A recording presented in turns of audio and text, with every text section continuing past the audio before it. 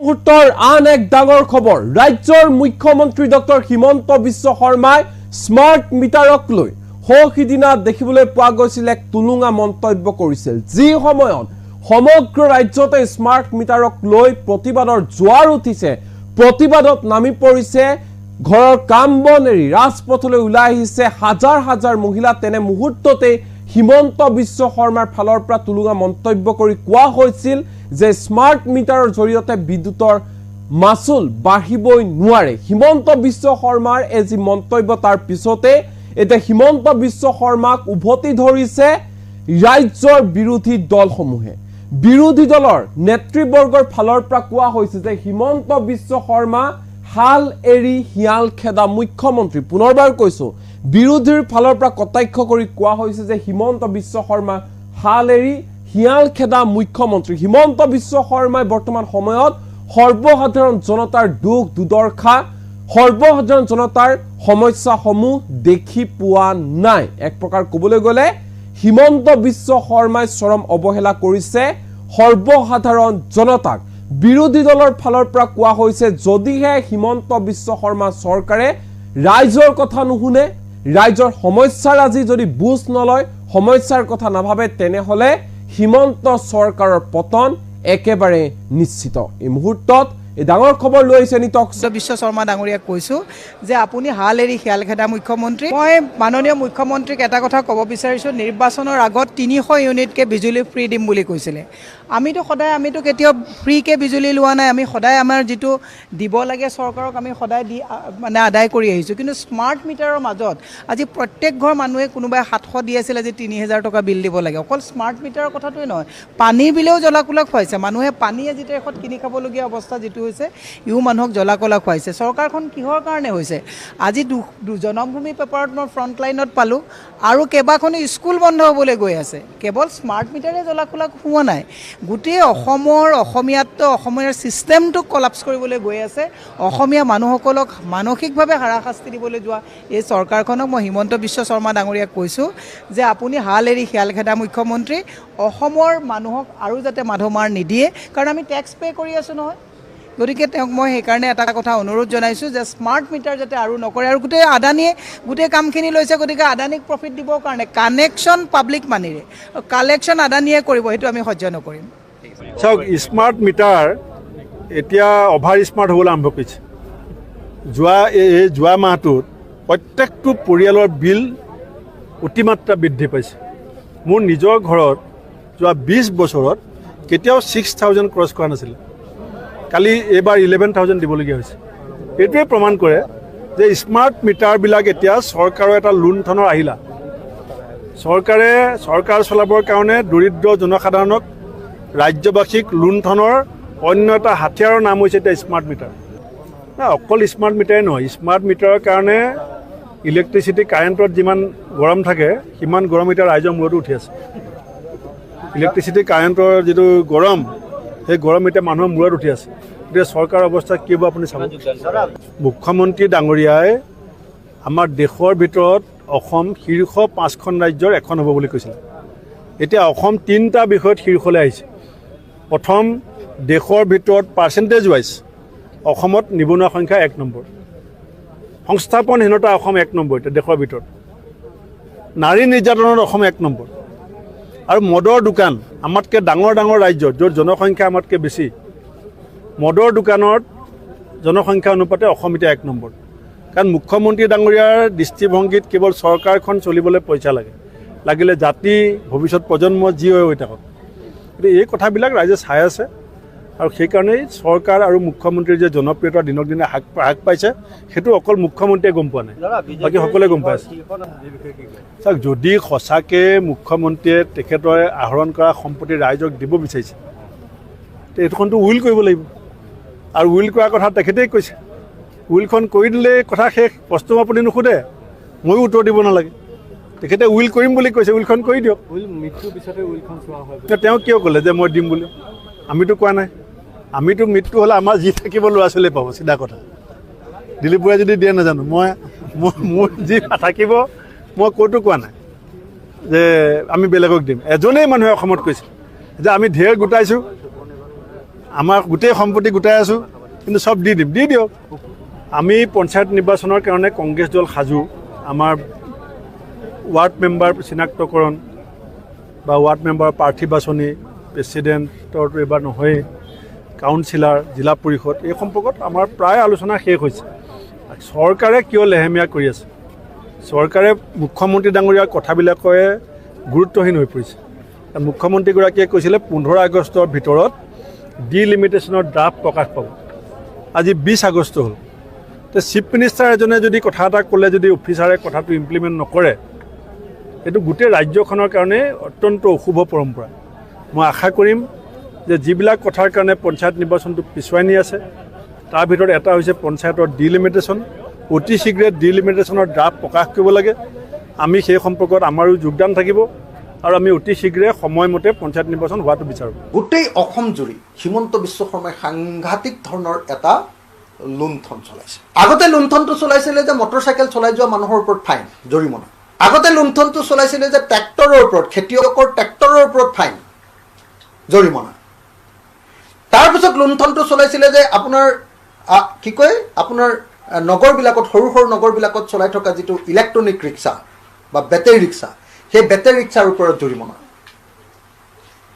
তাৰপিছত তেওঁলোকে কৰিছিলে যে কি, যিকোনো ঠাইতে যিকোনো গাড়ী ৰখাই লৈ জৰিমনা।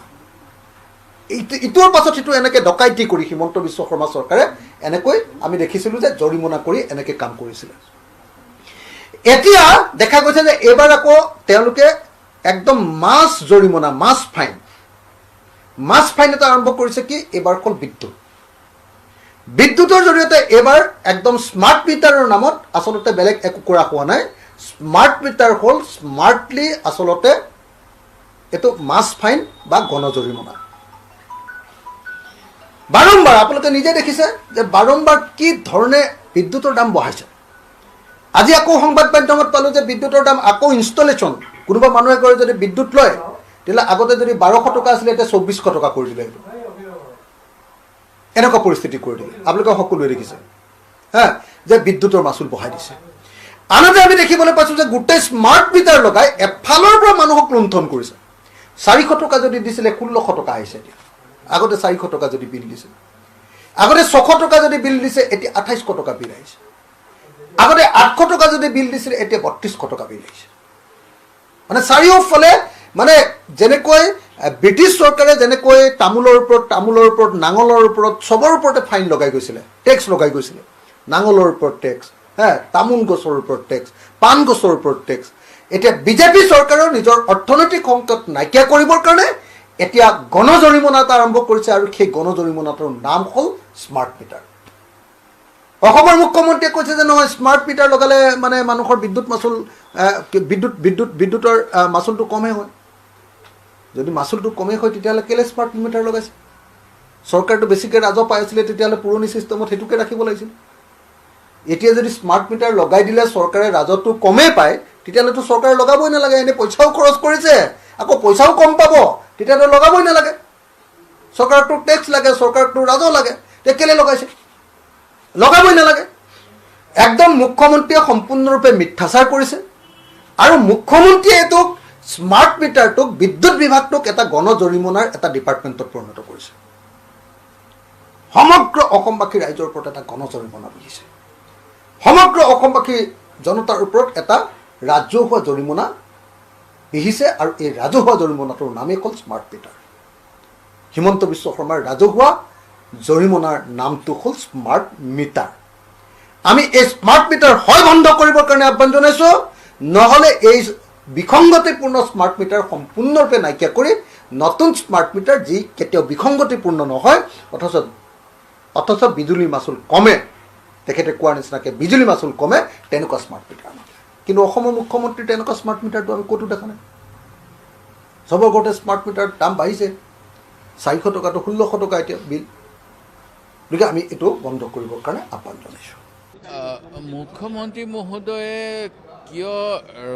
ৰাইজৰ কথা শুনিব নিবিচাৰে, এই কথাটো মই বুজি পোৱা নাই। আৰু ৰাইজৰ কথা নুশুনিলে বিপদ অনিবাৰ্য হ'ব, এই কথাটো যোৱা লোকসভা নিৰ্বাচনত ভাৰতীয় জনতা পাৰ্টীয়ে যেতিয়া অবকি বাৰ কিবা 300 পাৰ বুলি কোৱা পিছত 250 কিমান 400 পাৰ 300 নহয় ভুল হৈছে অবকি বাৰ 400 পাৰ বুলি কোৱা পিছত 240ত যে কোনো মতে চুচৰি বাগৰি গৈ পালেগে সেইটোৱে কিন্তু প্ৰমাণ কৰে সেই গতিকে মুখ্যমন্ত্ৰী মহোদয়ক অনুৰোধ কৰিছোঁ অসমৰ ৰাইজৰ যে স্মাৰ্ট মিটাৰ প্ৰৱৰ্তনৰ ফলত যে পাতল হৈ গৈছে তেখেতসকলৰ যে ঘৰৰ পৰা বৈদ্যুতিক সংযোগ বিচ্ছিন্ন হৈ গৈছে যিটো আমাৰ দেশৰ ভালভাৱে এজন নাগৰিক থাকিবলৈ মৌলিক অধিকাৰ আজি আমাৰ দেশখনত যদি আমি আগুৱাই যাব লাগে তেতিয়াহ'লে সংবিধানৰ এনেকুৱা বহু অধিকাৰ আছে তাৰ ভিতৰত এজন নাগৰিকে স্বচ্ছভাৱে থাকিবলৈ হ'লে তেওঁক বিদ্যুৎ যোগান দিব লাগে বুলিও সুপ্ৰিম কোৰ্টৰ এটা ৰুলিং আছে কিন্তু স্মাৰ্ট মিটাৰৰ অৱস্থা এনেকুৱা এটা দিন যদি কেনেবাকৈ আপুনি পইচা দিব নোৱাৰে লগে লগে ডিছকানেক্ট হৈ যায় তাৰপিছত আকৌ ৰিকানেক্ট কৰিবলৈ আপুনি পইচা ভৰিব লাগে এইবিলাক মানে চৰকাৰে ৰাজহ সংগ্ৰহ কৰিবলৈ কুটকৌশল আৰু স্মাৰ্ট মিটাৰটো বাধ্যতামূলক বুলিও কোনো কথা নাই আমাৰ কেতবোৰ বিভাগ আছে যিবিলাক কনকাৰেণ্ট লিষ্টত আছে কিছুমান চেণ্ট্ৰেল লিষ্টত আছে কিছুমান ষ্টেট লিষ্টত আছে কিন্তু এই বিজেপি চৰকাৰখন অহাৰ পিছত তেওঁলোকৰ এটা ভ্ৰান্ত ধাৰণা আছে যে ওৱান নেশ্যন কিবা ওৱান ৰিলিজিয়ন ওৱান ল এনেকুৱা ধৰণৰ যিবিলাক ডাইৰেক্ট প্ৰিন্সিপলটো কৈছে যেতিয়া আমি সম্পূৰ্ণভাৱে সক্ষম হ'ম তেতিয়া আমি আৰু বহুতখিনি কাম কৰিব পাৰিম এই জবৰদস্তি কৰিলে বেয়া হয় এই এনেকুৱা তেওঁলোকে জবৰদস্তি কৰাৰ কাৰণে তেওঁলোকে জনবিচ্ছিন্ন হ'বলৈ গৈ আছে আৰু মুখ্যমন্ত্ৰী মহোদয় এই মন্তব্যটোৱে আমাক আভাস দিছে যে মুখ্যমন্ত্ৰী মহোদয়ে গ্ৰাছৰুটৰ তৃণমূল পৰ্যায়ৰ মানুহৰ কথা কাণ দি শুনিবলৈ যত্ন কৰা নাই তেখেতক কোনোবা বিষয়া কোনোবা অভিযন্তা কোনোবা ঠিকাদাৰে বোধ কৰোঁ বুজাইছে স্মাৰ্ট মিটাৰ ভাল আদানী কোম্পানীয়ে 5,000 নে 4,000 কোটি টকাৰ স্মাৰ্ট মিটাৰৰ ভিতৰত প্ৰায় 1,000 কোটি টকাৰ কাম পাইছে খুব সম্ভৱ আদানী কোম্পানীৰ কোনোবাই তেখেতৰ কাণত এনেকুৱা কথা কৈছে সেইকাৰণে তেখেতে এইবিলাক কথা শুনিব যত্ন কৰা নাই মই ছ'চিয়েল সামাজিক মাধ্যমত মই দেখি আছোঁ বহু বিজেপিৰ সমৰ্থকেও কৈ আছে যে মুখ্যমন্ত্ৰী মহোদয় অনুগ্ৰহ কৰি স্মাৰ্ট মিটাৰৰ বিষয়ে এটা তদন্ত দিয়ক আৰু ইয়াক প্ৰত্যাহাৰ কৰক এনেকুৱা নকৰিলে আপোনালোকৰ ভেটি ক্ষয় হ'ব মুখ্যমন্ত্ৰী মহোদয়ে বোধ কৰোঁ বিজেপিৰ ক্ষতি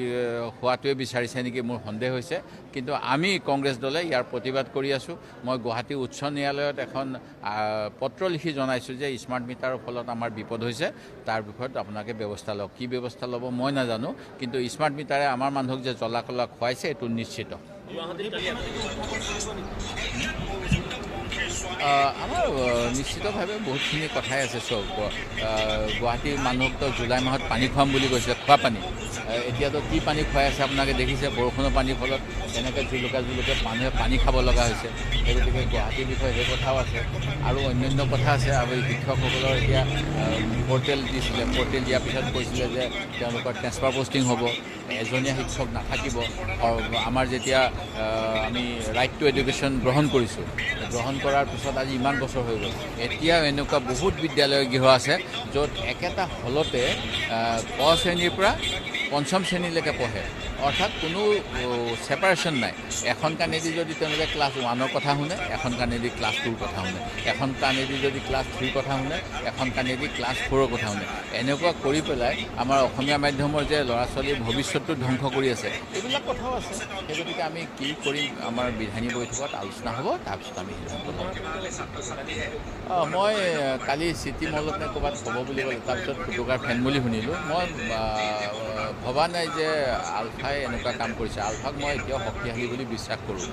মানে স্বাধীন আলফাটো মই ভবা নাই যে তেখেতসকলে ক'ৰবাত ভঙা চিঙা য'ত মানে কাবাৰীৱালাবিলাকেও কিজানি সেইবিলাকত যোৱা নাই তেনেকুৱা জেগাত বোমাত হ'ব এইটো কিজানি মুখ্যমন্ত্ৰীৰ ওপৰত কিছুমান হেঁচা আছিল তেখেতসকলৰ যিবিলাক সম্পত্তিৰ কথা অন্যান্য কথা তাৰ পৰা এইটো ইছ্যু ডাইভাৰ্ট কৰাৰ এটা কৌশলহে আছিল নেকি এনেকুৱা সন্দেহ হৈছে আৰু পুলিচ প্ৰহৰৰ যিকেইজন মুৰব্বী DGP ADGP তেখেতসকলে কি কৈ আছে তেখেতসকলে কৈ আছে যে কিবা শান্তি বিঘ্নিত নকৰিব ব্যৱস্থা ল'ম আৰু পুলিচ ব্যৱস্থাটোৱে সেইকাৰণে সেইটো আৰু ক'বলগীয়া কথা নেকি সেইটো ৱাৰ্ণিং দিব লগা কথা নেকি কোনোবাই যদি কিবা কৰিছে তেনেকুৱা আইনমতে ব্যৱস্থা হ'ব লাগে কিন্তু মুখ্যমন্ত্ৰী মহোদয়ে এনেকুৱা কথাও কৈ আছে যিবিলাক আইন বহিৰ্ভূত কথা আৰু সেইকাৰণে কিজানি DGP অসমৰ পৰা গুচি যাব লৈছে নেকি মই ভাবিছোঁ কাৰণ সুপ্ৰিম কোৰ্টত এটা আমাৰ জানে আপোনালোকে অসমত যিমান এক্সট্ৰা জুডিচিয়েল কিলিং হৈ আছে তাৰ বিষয়ে তেওঁলোকে তথ্য দিব পৰা নাই সেই গুৱাহাটী হাইকোৰ্টে যিয়ে নকওক সেইখিনি কথাটো গৈ সুপ্ৰিম কোৰ্ট পালেগৈ অসমত কিমান এক্সট্ৰা জুডিচিয়েল কিলিং হৈছে যোৱা সময়ছোৱাত এতিয়া মুখ্যমন্ত্ৰীয়ে কৈ আছে যে মানে কিবা অন দ্য স্পট আৰু অৱস্থাটো কাৰণ কথা কয় এতিয়া স্মাৰ্ট মিটাৰ মানুহৰ কাৰণে আতিশয্যৰ অন্য নাম হৈ গৈছেগৈ। স্মাৰ্ট ডকাইত আচলতে এই স্মাৰ্ট মিটাৰটোৰ স্মাৰ্টনেছ এটাই যে জনতাৰ পকেটৰ পইচাকেইটা খুব স্মাৰ্টনেছৰে সৈতে ৰাজকোষলৈ লৈ যাব পাৰে। আপোনালোকে সকলোৱে উপলব্ধি কৰিব পাৰিছে অসমৰ ৰাইজে জীয়াতু ভুগিবলৈ আৰম্ভ কৰিছে। গ্ৰামাঞ্চলত আগতে যিটো পৰিয়ালে মাহে 200 টকা 300 টকা বিদ্যুৎ মাচুল দি পৰিয়ালটো চলি আছিলে, সেই পৰিয়ালটোলৈ এতিয়া 700 টকা 800 টকা পৰ্যন্ত বিদ্যুৎ মাচুল আহিবলৈ আৰম্ভ কৰিছে। বিদ্যুৎ যোগানো নিয়মীয়া নহয় আৰু পূৰ্বতকৈ অধিক হাৰত মাচুলো দি থাকিব লাগিব, এই কথাটো কোনো কাৰণত গ্ৰহণযোগ্য নহয়। স্মাৰ্ট মিটাৰ সংযোজনৰ লগে লগে আগতে যিবোৰ আমাৰ থলুৱা যুৱক যুৱতী সেই মিটাৰৰ ৰিডিং ল'বৰ কাৰণেই হওক বা আন এনেকুৱা সৰু সুৰা কামৰ কাৰণে বিদ্যুৎ বিভাগটোৰ সৈতে সংযুক্ত হৈ আছিলে, ঠিকাভিত্তিক হ'লেও চাকৰি বাকৰি কৰি আছিলে, সেই চাকৰি বাকৰি মই হিমন্ত বিশ্ব শৰ্মা ডাঙৰীয়াক কৈছোঁ যে আপুনি হাল এৰি শিয়াল খেদা মুখ্যমন্ত্ৰী। মই মাননীয় মুখ্যমন্ত্ৰীক এটা কথা ক'ব বিচাৰিছোঁ, নিৰ্বাচনৰ আগত 300 ইউনিটকৈ বিজুলী ফ্ৰী দিম বুলি কৈছিলে। আমিতো কেতিয়াও ফ্ৰীকৈ বিজুলী লোৱা নাই। আমি সদায় আমাৰ যিটো দিব লাগে চৰকাৰক আমি সদায় মানে আদায় কৰি আহিছোঁ। কিন্তু স্মাৰ্ট মিটাৰৰ মাজত আজি প্ৰত্যেক ঘৰ মানুহে কোনোবাই 700 দি আছিলে, আজি 3000 টকা বিল দিব লাগে। অকল স্মাৰ্ট মিটাৰৰ কথাটোৱে নহয়, পানীৰ বিলেও জ্বলা-কোলা খুৱাইছে। মানুহে পানী আজি এখন কিনি খাবলগীয়া অৱস্থা যিটো হৈছে, ইও মানুহক জ্বলা-কোলা খুৱাইছে। চৰকাৰখন কিহৰ কাৰণে হৈছে? আজি জনমভূমি পেপাৰত মই ফ্ৰণ্টলাইনত পালোঁ আৰু কেইবাখনো স্কুল বন্ধ হ'বলৈ গৈ আছে। কেৱল স্মাৰ্ট মিটাৰে জ্বলা-কোলা খুওৱা নাই, গোটেই অসমীয়াৰ ছিষ্টেমটোক কলাপছ কৰিবলৈ গৈ আছে। অসমীয়া মানুহসকলক মানসিকভাৱে হাৰাশাস্তি দিবলৈ যোৱা এই চৰকাৰখনক মই হিমন্ত বিশ্ব শৰ্মা ডাঙৰীয়াক কৈছোঁ যে আপুনি হাল এৰি শিয়াল খেদা মুখ্যমন্ত্ৰী। অসমৰ মানুহক আৰু যাতে মাধমাৰ নিদিয়ে, কাৰণ আমি টেক্স পে' কৰি আছোঁ নহয়। গতিকে তেওঁক মই সেইকাৰণে এটা কথা অনুৰোধ জনাইছোঁ যে স্মাৰ্ট মিটাৰ যাতে আৰু নকৰে। আৰু গোটেই আদানীয়ে গোটেই কামখিনি লৈছে, গতিকে আদানীক প্ৰফিট দিবৰ কাৰণে কানেকশ্যন পাব্লিক মানিৰে, কালেকশ্যন আদানীয়ে কৰিব, সেইটো আমি সহ্য নকৰিম। চাওক, স্মাৰ্ট মিটাৰ এতিয়া অভাৰ স্মাৰ্ট হ'বলৈ আৰম্ভ কৰিছে। যোৱা মাহটোত প্ৰত্যেকটো পৰিয়ালৰ বিল অতিমাত্ৰা বৃদ্ধি পাইছে। মোৰ নিজৰ ঘৰত যোৱা 20 বছৰত কেতিয়াও 6000 ক্ৰছ কৰা নাছিল, কালি এইবাৰ 11000 দিবলগীয়া হৈছে। সেইটোৱে প্ৰমাণ কৰে যে স্মাৰ্ট মিটাৰবিলাক এতিয়া চৰকাৰৰ এটা লুণ্ঠনৰ আহিলা। চৰকাৰ চলাবৰ কাৰণে দৰিদ্ৰ জনসাধাৰণক ৰাজ্যবাসীক লুণ্ঠনৰ অন্য এটা হাথিয়াৰৰ নাম হৈছে এতিয়া স্মাৰ্ট মিটাৰ। অকল স্মাৰ্ট মিটাৰে নহয়, স্মাৰ্ট মিটাৰৰ কাৰণে ইলেক্ট্ৰিচিটি কাৰেণ্টত যিমান গৰম থাকে সিমান গৰম এতিয়া ৰাইজৰ মূৰতো উঠি আছে। ইলেক্ট্ৰিচিটি কাৰেণ্টৰ যিটো গৰম, সেই গৰম এতিয়া মানুহৰ মূৰত উঠি আছে। এতিয়া চৰকাৰৰ অৱস্থা কি হ'ব আপুনি চাব। মুখ্যমন্ত্ৰী ডাঙৰীয়াই আমাৰ দেশৰ ভিতৰত অসম শীৰ্ষ 5খন ৰাজ্যৰ এখন হ'ব বুলি কৈছে। এতিয়া অসম 3টা বিষয়ত শীৰ্ষলৈ আহিছে। প্ৰথম, দেশৰ ভিতৰত পাৰ্চেণ্টেজ ৱাইজ অসমত নিবনুৱা সংখ্যা 1 নম্বৰ, সংস্থাপনহীনতা অসম 1 নম্বৰ এতিয়া দেশৰ ভিতৰত, নাৰী নিৰ্যাতনত অসম 1 নম্বৰ, আৰু মদৰ দোকান আমাতকৈ ডাঙৰ ৰাজ্য য'ত জনসংখ্যা আমাতকৈ বেছি, মদৰ দোকানত জনসংখ্যা অনুপাতে অসম এতিয়া 1 নম্বৰ। কাৰণ মুখ্যমন্ত্ৰী ডাঙৰীয়াৰ দৃষ্টিভংগীত কেৱল চৰকাৰখন চলিবলৈ পইচা লাগিলে জাতি ভৱিষ্যত প্ৰজন্ম যি হৈ থাকক। কিন্তু এই কথাবিলাক ৰাইজে চাই আছে, আৰু সেইকাৰণেই চৰকাৰ আৰু মুখ্যমন্ত্ৰীৰ যে জনপ্ৰিয়তা দিনক দিনে হ্ৰাস পাইছে, সেইটো অকল মুখ্যমন্ত্ৰীয়ে গম পোৱা নাই, বাকী সকলোৱে গম পাই আছে। চাওক, যদি সঁচাকৈ মুখ্যমন্ত্ৰীয়ে তেখেতৰ আহৰণ কৰা সম্পত্তি ৰাইজক দিব বিচাৰিছে, এইটোখনতো উইল কৰিব লাগিব। আৰু উইল কৰাৰ কথা তেখেতেই কৈছে, উইলখন কৰি দিলে কথা শেষ, প্ৰশ্ন আপুনি নুসুধে, ময়ো উত্তৰ দিব নালাগে। তেখেতে উইল কৰিম বুলি কৈছে, উইলখন কৰি দিয়ক। তেওঁ কিয় ক'লে যে মই দিম বুলি? আমিতো কোৱা নাই। আমিতো মৃত্যু হ'লে আমাৰ যি থাকিব ল'ৰা ছোৱালীয়ে পাব, চিধা কথা। দিলীপ বৰাই যদি দিয়ে নাজানো, মোৰ যি থাকিব মই ক'তো কোৱা নাই যে আমি বেলেগক দিম। এজনেই মানুহে অসমত কৈছে যে আমি ঢেৰ গোটাইছোঁ, আমাৰ গোটেই সম্পত্তি গোটাই আছোঁ, কিন্তু চব দি দিম। দি দিয়ক। আমি পঞ্চায়ত নিৰ্বাচনৰ কাৰণে কংগ্ৰেছ দল সাজু। আমাৰ ৱাৰ্ড মেম্বাৰ চিনাক্তকৰণ বা ৱাৰ্ড মেম্বাৰ প্ৰাৰ্থী বাছনি, প্ৰেচিডেণ্টৰটো এইবাৰ নহয়েই, কাউন্সিলাৰ, জিলা পৰিষদ, এই সম্পৰ্কত আমাৰ প্ৰায় আলোচনা শেষ হৈছে। চৰকাৰে কিয় লেহেমীয়া কৰি আছে? চৰকাৰে মুখ্যমন্ত্ৰী ডাঙৰীয়াৰ কথাবিলাকে গুৰুত্বহীন হৈ পৰিছে। মুখ্যমন্ত্ৰীগৰাকীয়ে কৈছিলে 15 আগষ্টৰ ভিতৰত ডিলিমিটেশ্যনৰ ড্ৰাফ্ট শীঘ্ৰে যিকোনো ঠাইতে যিকোনো গাড়ী ৰখাই সৰু নগৰবিলাকত চলাই থকা যিটো ইলেক্ট্ৰনিক ৰিক্সা বা বেটেৰী ৰিক্সা, সেই বেটেৰী ৰিক্সাৰ ওপৰত জৰিমনা চলাইছে। আগতে লুণ্ঠনটো চলাইছিলে যে মটৰচাইকেল চলাই যোৱা মানুহৰ ওপৰত ফাইন জৰিমনা আগতে লুণ্ঠনটো চলাইছিলে যে ট্ৰেক্টৰৰ ওপৰত খেতিয়কৰ ট্ৰেক্টৰৰ ওপৰত ফাইন জৰিমনা তাৰপিছত লুণ্ঠনটো চলাইছিলে যে আপোনাৰ কি কয় আপোনাৰ নগৰবিলাকত সৰু সৰু নগৰবিলাকত চলাই থকা যিটো ইলেক্ট্ৰনিক ৰিক্সা বা বেটেৰী ৰিক্সা সেই বেটেৰী ৰিক্সাৰ ওপৰত জৰিমনা তাৰপিছত তেওঁলোকে কৰিছিলে যে কি যিকোনো ঠাইতে যিকোনো গাড়ী ৰখাই লৈ জৰিমনা ইটোৰ পাছত সিটো এনেকৈ ডকাইতি কৰি হিমন্ত বিশ্ব শৰ্মা চৰকাৰে এনেকৈ আমি দেখিছিলোঁ যে জৰিমনা কৰি এনেকৈ কাম কৰিছিল এতিয়া দেখা গৈছে যে এইবাৰ আকৌ তেওঁলোকে একদম মাছ জৰিমনা মাছ ফাইন এটা আৰম্ভ কৰিছে কি এইবাৰ হ'ল বিদ্যুতৰ জৰিয়তে এইবাৰ একদম স্মাৰ্ট মিটাৰৰ নামত আচলতে বেলেগ একো কৰা হোৱা নাই স্মাৰ্ট মিটাৰ হ'ল স্মাৰ্টলি আচলতে এইটো মাছ ফাইন বা গণজৰিমনা বাৰম্বাৰ আপোনালোকে নিজে দেখিছে যে বাৰম্বাৰ কি ধৰণে বিদ্যুতৰ দাম বঢ়াইছে আজি আকৌ সংবাদ মাধ্যমত পালোঁ যে বিদ্যুতৰ দাম আকৌ ইনষ্টলেশ্যন কোনোবা মানুহে গৈ যদি বিদ্যুৎ লয় তেতিয়াহ'লে আগতে যদি 1200 টকা আছিলে এতিয়া 2400 টকা কৰি দিলে এনেকুৱা পৰিস্থিতি কৰি দিলে আপোনালোকে সকলোৱে দেখিছে যে বিদ্যুতৰ মাচুল বঢ়াই দিছে আনহাতে আমি দেখিবলৈ পাইছোঁ যে গোটেই স্মাৰ্ট মিটাৰ লগাই এফালৰ পৰা মানুহক লুণ্ঠন কৰিছে 400 টকা যদি দিছিলে 1600 টকা আহিছে আগতে 400 টকা যদি বিল দিছে আগতে 600 টকা যদি বিল দিছে এতিয়া 2800 টকা বিল আহিছে আগতে 800 টকা যদি বিল দিছিলে এতিয়া 3200 টকা বিল আহিছে মানে চাৰিওফালে মানে যেনেকৈ ব্ৰিটিছ চৰকাৰে যেনেকৈ তামোলৰ ওপৰত নাঙলৰ ওপৰত চবৰ ওপৰতে ফাইন লগাই গৈছিলে টেক্স লগাই গৈছিলে নাঙলৰ ওপৰত টেক্স তামোল গছৰ ওপৰত টেক্স পাণ গছৰ ওপৰত টেক্স এতিয়া বিজেপি চৰকাৰৰ নিজৰ অৰ্থনৈতিক সংকট নাইকিয়া কৰিবৰ কাৰণে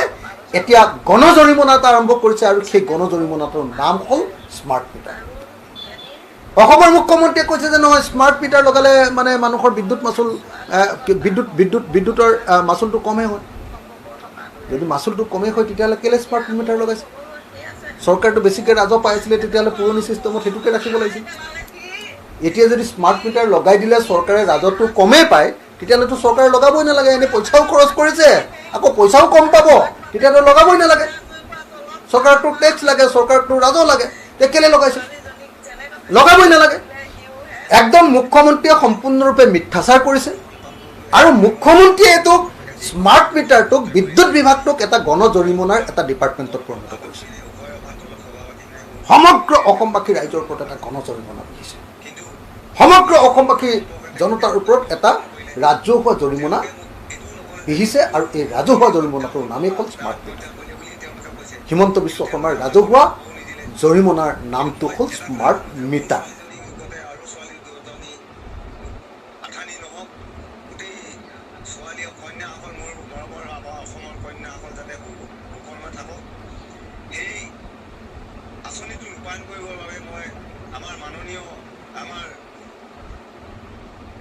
মুখ্যমন্ত্ৰী ডাঙৰীয়া